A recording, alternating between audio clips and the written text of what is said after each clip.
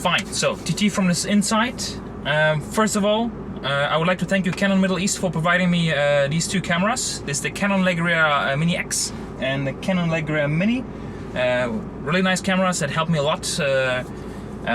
I'll tell you a bit more about it in the next reviews as well. So, let's hit the road. Audi TT, 45 TFSI. Let's turn off the traction. Let's put the AC down a bit, because this one is a front wheel drive, and if you hit the accelerator with the traction control off and the stabilization control off, and even though it only has 211 horsepower,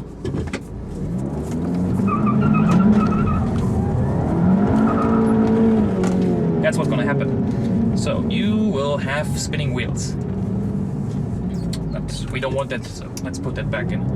Okay, how does it drive? It drives really nice. I mean, as I said, this has only 210 horsepower, but it drives so much more. It's you feel it has much more power. It corners really well. Let's go back here. You see, even though the traction control is on, it will still spin the wheels. So you have to be careful. It's a very nimble car. I don't know, it was really fun to drive this car the whole time now. I'm used to something that has a bit more power. However, how the TT delivers this power is really good. I mean, it revs really high. It's fun. It's nimble. It has really a lot of grip, so you can't really complain about not having enough grip. It oversteers obviously because you have the power going to the front wheels, right? But it's not bad at all. And what I like as well is it has this shifting around between 3 and 5,000. We have to find a little bit of more straight. I don't know if you heard it now. It has like this, not like that. It's like this deep.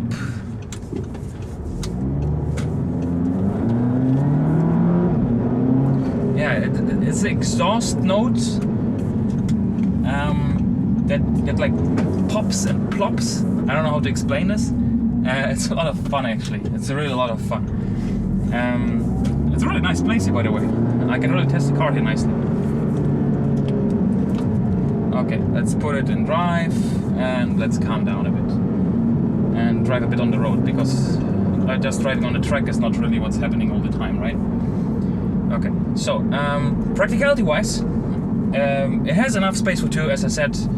I wouldn't really drive with more than 2 people in this car because there's not enough space in the back.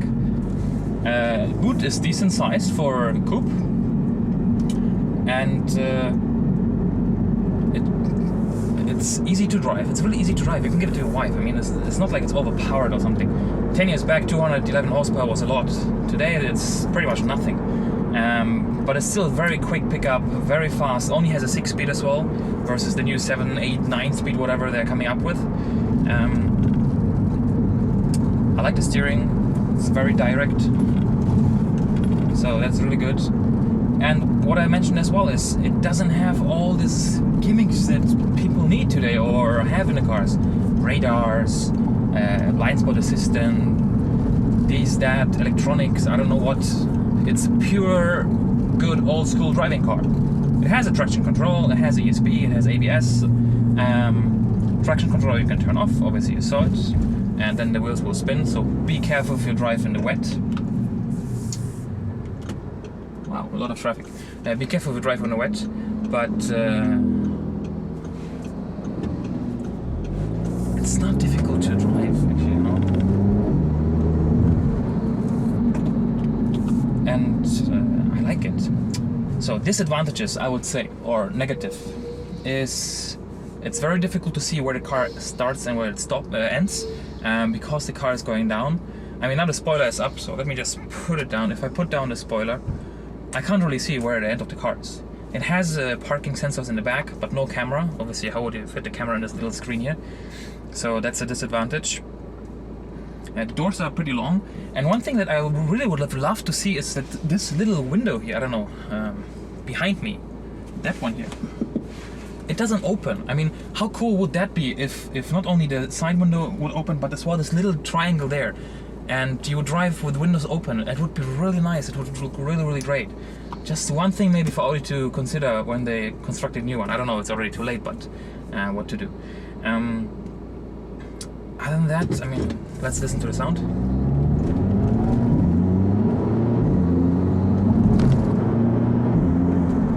I hope you heard it now. It's really nice. It's boom, boom, boom. So that's really, really cool. Yeah, I mean, great car, great driver's car. Looks amazing. I love the TT, how you call it? The round TT fuel cap cover. That's a nice thing, a nice touch. A bit annoying is the boot release from the front or only with the key, which is kind of stupid. I mean, okay, they couldn't fit anywhere a handle there, I guess.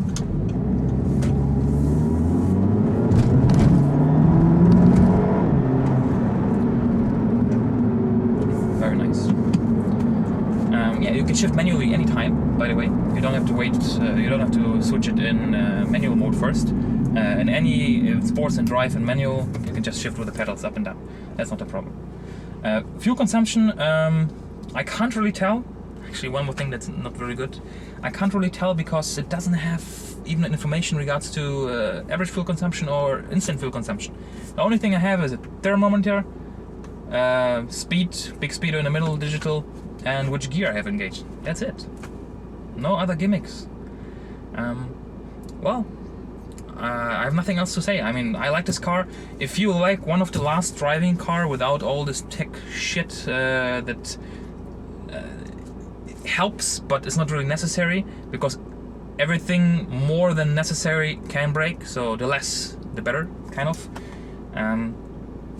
Go and get one before the new one comes out, because that one will obviously be the third generation and will have all the gimmicks that new cars have.